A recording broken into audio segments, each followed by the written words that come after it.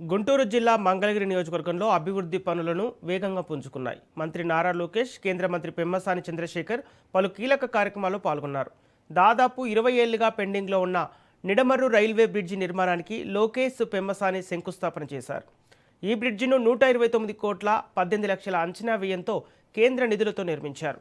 అనంతరం మంత్రి నారా లోకేష్ కాజా గ్రామంలో చెరువు సుందరీకరణలో భాగంగా ఏర్పాటు చేసిన పార్కు అభివృద్ధి పనులను పరిశీలించారు.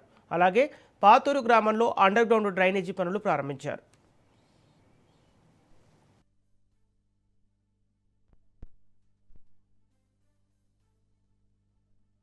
రైల్వే బ్రిడ్జ్ కట్టాలనేది ప్రజలందరి కోరిక.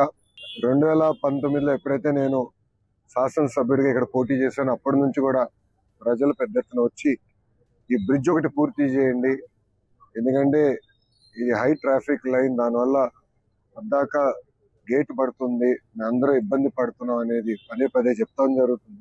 అశ్విని వైష్ణవ్ గారితో సంప్రదింపులు చేసి 15-20 సంవత్సరాలు ట్రాఫిక్ ని పరిగణనలో తీసుకుని ఈ బ్రిడ్జ్ ని మనం ఏర్పాటు చేసుకుంటాం జరుగుతుంది. కేంద్ర ప్రభుత్వానికి సంబంధించిన అనేక సంక్షేమ అభివృద్ధి కార్యక్రమాలు ఈ రోజు మంగళగిరి నియోజకవర్గంలో మనం చేపడతాం జరుగుతుంది. ఒక ఉదాహరణ భూగర్భ డ్రైనేజ్, దానికి కూడా ఈ రోజు మేము శంకుస్థాపన చేస్తున్నాం.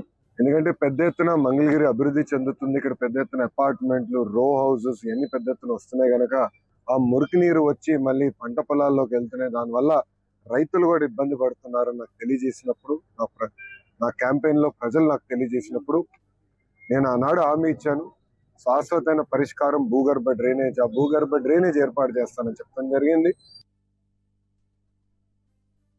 రైల్వే బ్రిడ్జ్ కట్టాలి.